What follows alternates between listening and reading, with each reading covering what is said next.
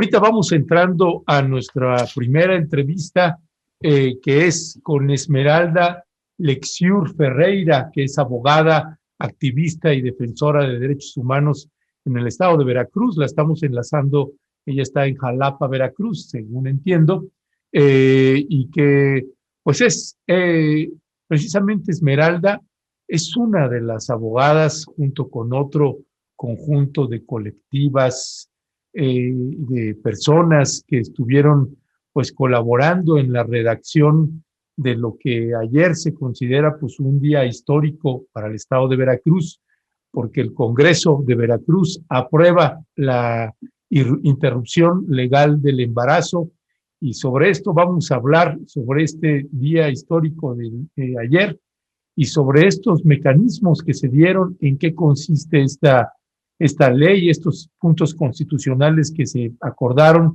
Así que le damos la más cordial bienvenida a la abogada Esmeralda Lexiur. Muy buenos días, Esmeralda, bienvenida.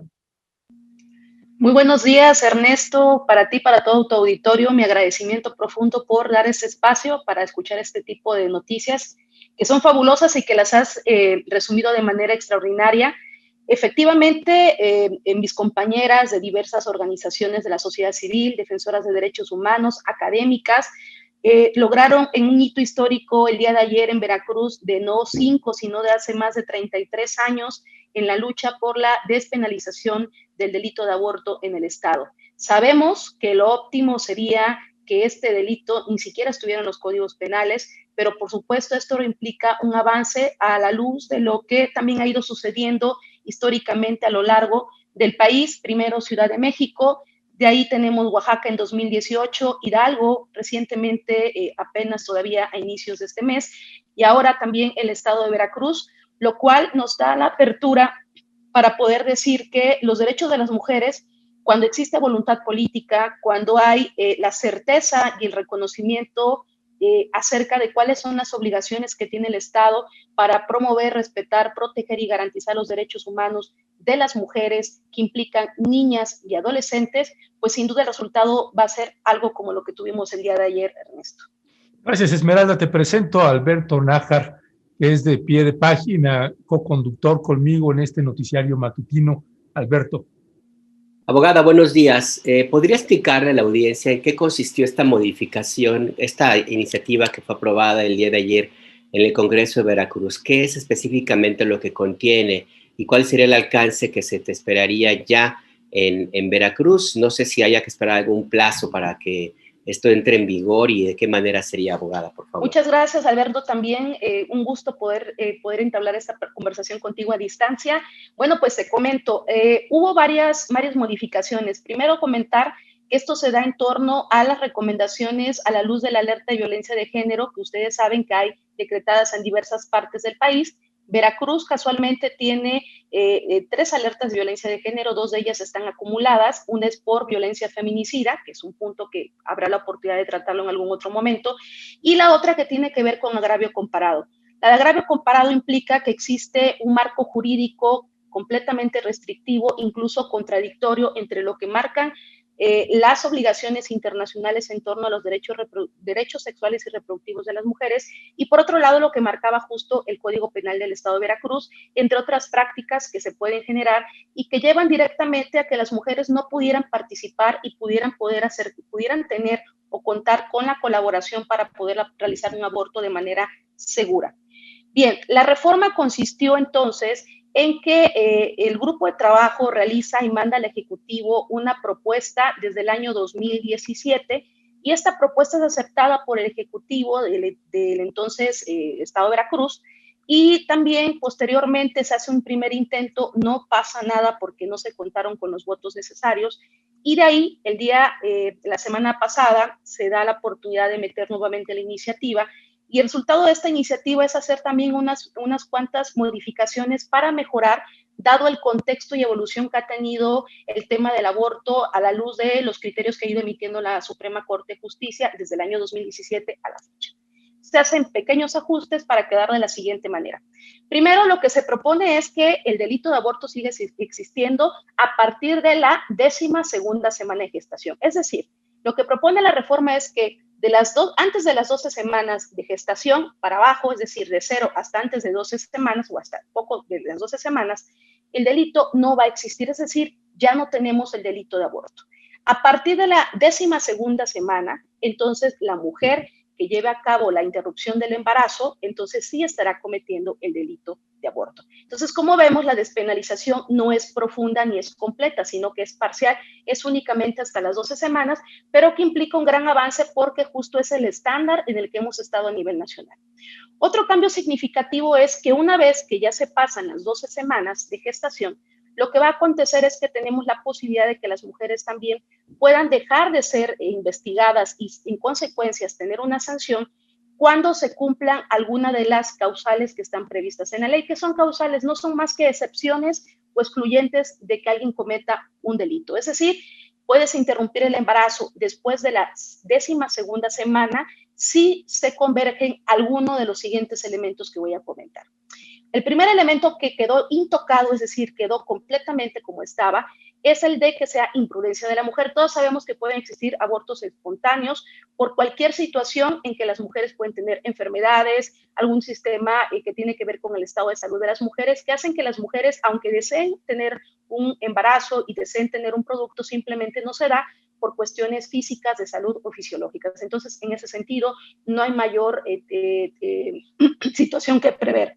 Pero sí la segunda parte de las causales que tiene que ver con el tema de aquellas mujeres que siendo víctimas del delito de violación o inseminación artificial no consentida, lo que van a estar generando es que en estos casos la ley dice, pues es imposible que se pueda sancionar a una mujer que en el ánimo de haber sido víctima de una inseminación artificial no consentida o de una violencia sexual, pues sería injusto, ya lo ha establecido la Corte y los criterios internacionales, que tenga que tener la carga de todavía tener que cuidar el producto si no lo desea. Entonces, estas causales y estas alternativas son completamente eso, una decisión de las mujeres. Para este caso se eliminaron el plazo de los 90 días, es decir, en Veracruz solamente se podía que las mujeres pudieran interrumpir el embarazo cuando fuera producto de una violación o esta inseminación artificial, única y exclusivamente si estuviera dentro de los primeros 90 días de embarazo. Como sabemos, esto estaba completamente en discordancia con los estándares internacionales. Recientemente la Suprema Corte de Justicia se había pronunciado de que poner plazos para que las mujeres que han sufrido algún tipo de violación u otra conducta que sea atentando contra su voluntad sobre un embarazo, pues esto implicaría estar violentando derechos humanos. Entonces, se eliminan los plazos de 90 días. El tercer cambio que sí surge es que en Veracruz una mujer podía estar padeciendo una enfermedad que fuera, por ejemplo, crónica degenerativa. Te pongo el ejemplo de una enfermedad común y de un problema de salud pública como la diabetes, una insuficiencia renal que eventualmente pudiera hacer que ella estuviera en riesgo de su salud y simplemente no se le permitía interrumpir el embarazo. Por lo tanto, eso también se agregó y a eso se le llama causal salud. Y por último, también se eliminó la parte en donde se requería que fueran 2 médicos los que tuvieran que precisar y diagnosticar que las mujeres tenían que poder interrumpir el embarazo, ya sea por salud o por peligro de muerte, o cuando el producto viniera con alguna malformación. Se pedía como requisito 2 médicos, cuando sabemos que la realidad social es que las mujeres difícilmente pueden contar con la prestación de servicios, si bien hay servicios que son gratuitos, lo cierto es que eso se dificulta sobre todo en las zonas rurales. Entonces, para no mediar este tipo de obstáculos, también se eliminó esa parte que considero también es muy importante. Y por último, perdón, sí me gustaría agregar cuál es el cambio simbólico más fuerte de la reforma. En el estado de Veracruz, cuando una mujer comete un delito de aborto, si bien el día de hoy no no sufre una prisión, es decir, como sentencia no se le pone dentro de una cárcel, muchos han justificado que esto no es criminalizar. Sin embargo, lo que no se dice es que las mujeres en el estado de Veracruz, si bien no iban a la cárcel, sí eran investigadas, eran procesadas y les caía una sentencia. Entonces se les decía, Esmeralda, tú cometiste el delito de aborto, pero no te voy a castigar, pero el estigma quedaba. Lo que va a pasar el día de hoy es que se cambia este modelo y lo que se quiere decir de cambiar a un tema de punibilidad, a un tema de excluyente del delito, es decir, Esmeralda, tú no cometiste ningún delito, en consecuencia, no hay nada que el Estado te pueda reprochar y no tengo por qué iniciar una investigación en tu contra. Entonces, ese es un cambio más profundo que vale la pena también analizar. Ya, muchas O sea, gracias. quedaban con antecedentes, perdona, Ernesto, quedaban con antecedentes penales las mujeres que cometían, perdían, vamos, que interrumpieran el embarazo, pues que cometían aborto, quedaban así Así es, marcadas. aunque no estuvieran en la cárcel, se daba un procedimiento penal y se le ponía una sentencia. Aunque la sentencia no era prisión preventiva, o prisión, mejor dicho, como una pena, sí se le ponía todo un antecedente de que había cometido el delito de aborto. Hoy en día, con esta reforma, se elimina esa práctica y lo que se genera es que si hay un excluyente del delito, como lo puede hacer una legítima defensa, hoy en día nadie tiene por qué estar en la cárcel por salvar su propia vida. ¿Estamos de acuerdo? En este mismo sentido, se dice que ninguna mujer tiene que ser ni criminalizada, ni llamarse asesina, ni llamarse abortista por el hecho de haber ejercido un derecho. Sobre esto mismo, Esmeralda, ¿es retroactivo? Sí, claro que sí, es una pregunta bien importante.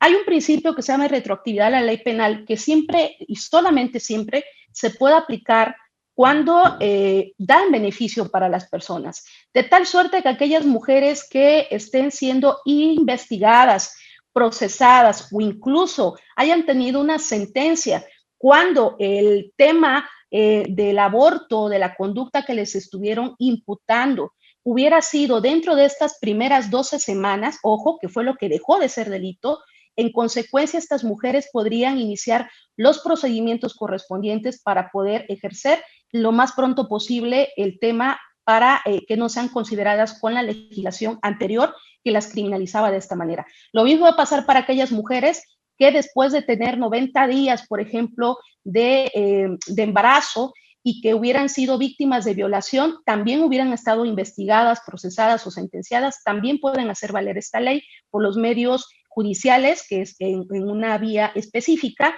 para poder realizar el cambio de situación jurídica y poder en consecuencia que cambie su estatus jurídico también. Ya.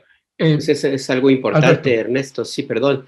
Es que yo me detengo en esto que me parece, además del el hecho de que se permita ya la interrupción del embarazo con este plazo, que siga siendo, digamos, parcial, como dice usted, abogada, me parece que un paso importantísimo en el camino que debería seguir el resto del país es quitar las etiquetas sociales. Y una forma de marcarte, porque no hay otra manera de decirlo, es que te dejen con antecedentes penales porque te interrumpe casi toda tu vida laboral, te saca de la sociedad, de la parte productiva, te condena a un espacio ahí de profunda desventaja y muchas de las veces por situaciones en las cuales no tiene nada que ver la mujer. En el caso de las mujeres que tienen algún padecimiento y que el embarazo se interrumpe por ese padecimiento, de cualquier manera quedaban pues con este señalamiento. Me parece que esa parte es importantísima, abogada, de lo que usted señala. Sí, claro, por supuesto. Justo por eso, cuando siempre se habla del tema del aborto históricamente, y ojo, Veracruz es uno de los estados que está dando el primer paso, pero tenemos estados con situaciones sumamente restrictivas. Para el caso de Veracruz, tenemos un sinfín de situaciones en donde podemos encontrar a mujeres particularmente las que más afecta este tipo de elementos jurídicos, son a las mujeres que menos tienen recursos económicos. Y eso tenemos que verlo. Imaginemos a una mujer que se le pasaban los 90 días, había sido víctima de una violación, pero la persona agresora es su padre, o es su hermano, o es una persona cercana, como regularmente suele pasar, o es el propio esposo, ¿no? O la pareja.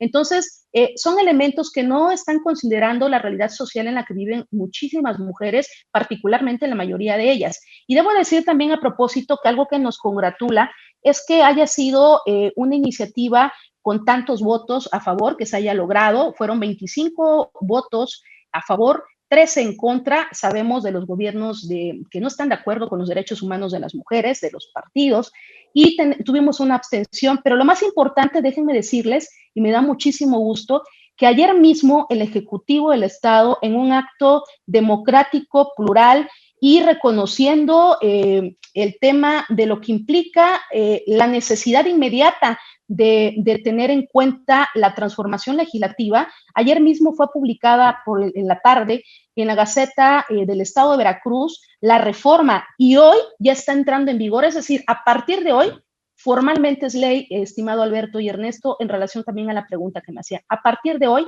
estas modificaciones que se dieron el día de ayer ya están entrando en vigor y a partir de hoy, pues realmente podemos hablar de que es ley el tema de aborto en Veracruz. Ya, gracias, Esmeralda. Esmeralda, abogada, hay un artículo que es el artículo 4 de la Constitución Política del Estado de Veracruz, que entiendo que este artículo se prohíbe precisamente el aborto desde la concepción. ¿Qué pasa con este artículo? ¿Se deroga? ¿Qué procede ahí? Muchas gracias, Ernesto, por la pregunta. Creo que es de suma importancia, sobre todo porque hay varias entidades federativas que están en la misma situación en la que se encuentra la Constitución de Veracruz. Y me permito explicar lo mejor posible y de más manera concreta.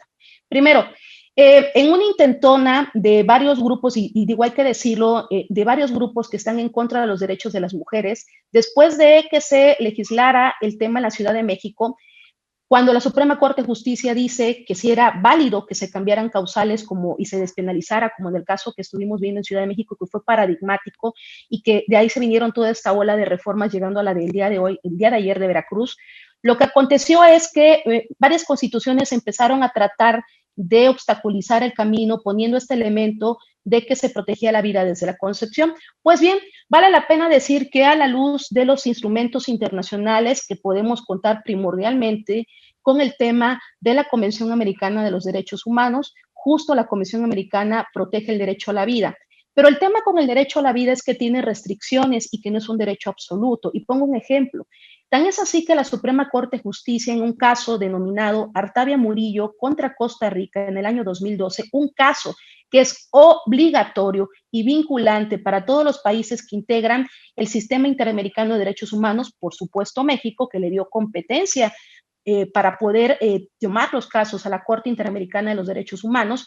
A partir de ese momento, la Corte tiene la facultad perfectamente para poder indicar la interpretación que se debe de dar a ese artículo de la Convención Americana que habla de la protección de la vida. ¿Y qué es lo que ha dicho la Corte Interamericana, Ernesto y Alberto? Lo que ha dicho la Corte Interamericana en este caso, particularmente emblemático, es que cuando se trata de proteger la vida del no nacido o no nato, siempre se debe de hacer favoreciendo los derechos humanos de las mujeres. ¿Qué quiere decir? Que si una mujer desea interrumpir el embarazo, será este derecho el que se preserve por encima del no nacido. En cambio, si una mujer decide continuar el embarazo, porque el embarazo es un tema de decisión y no una imposición, entonces el producto regularmente y paulatinamente va a ser entonces protegido. Es decir, no se puede proteger al no nato si la persona titular del derecho humano, que son las mujeres, simplemente no quiere. Y entonces aquí la Corte Interamericana lanzó una diferencia entre lo que es ser vivo, ser persona y ser humano. Y ejemplificó que las personas titulares o que quienes son titulares de los derechos humanos son las personas. Y en ese sentido, las personas, para efectos jurídicos, legales, metafísicos y metajurídicos, son efectivamente las mujeres. Por eso no hay ninguna controversia en decir que el artículo 4 constitucional del Estado de Veracruz, así como otros que prevén exactamente la misma situación, sean incompatibles con esta reforma. Esta reforma, aparte, entra perfectamente bien en una excepción que la propia Constitución de Veracruz señala, y dice la Constitución en el artículo 4, la de Veracruz me refiero, que se protegerá la vida desde la concepción, salvo algunas excepciones que estén establecidas en la ley. Por eso también justificamos que en nada y en lo absoluto es inconvencional e inconstitucional la decisión que se tomó el día de ayer por parte de la legislatura del Estado de Veracruz. Al contrario, sabemos que esta iniciativa puede sobrepasar cualquier contienda jurídica. Quienes elaboraron dentro de las organizaciones esto son organizaciones con mucha experiencia en el litigio en la Corte, GIRE, Observatorio Ciudadano Nacional del Feminicidio, MEXFAN, su servidora como defensora de derechos humanos, compañeras integrantes, abogadas de la diputada Mónica Robles, entre otras compañeras que diseñamos esta iniciativa. Lo hicimos pensando en que pudiera resistir cualquier tipo de acción mediática ilegal que pudiera generarse al respecto. Estamos muy convencidas de que está conforme a los estándares internacionales. Pues sí, la verdad que es un paso muy importante el que se ha dado en Veracruz y le quiero agradecer, abogada Esmeralda Lexiur Ferreira, el que le haya explicado a la audiencia de Momentum de una forma tan clara, tan precisa, los alcances de esta aprobación que hizo ayer el Congreso de Veracruz. Y bueno, pues como alguien comentaba en el chat, abogada, pues ya nada más faltan 28 estados, abogada. Gracias por acompañarnos en Momentum. Muchas gracias a ustedes por el espacio y de verdad esperamos y exhortamos respetuosamente, su servidora es solamente una de las tantas mujeres y hombres que han hecho posible el día de hoy esto, y hay muchas mujeres que en sus entidades federativas están esperando, porque la situación es más restringida. Hay mujeres todavía en el país cuya libertad está a expensas de que exista este delito de aborto. No puede haber en México ciudadanas de primera y de segunda. Muchas gracias. Así es, abogada. Gracias a usted. Abogada, muchas gracias. Lindo día. Lindo día. Hasta luego. Hasta luego.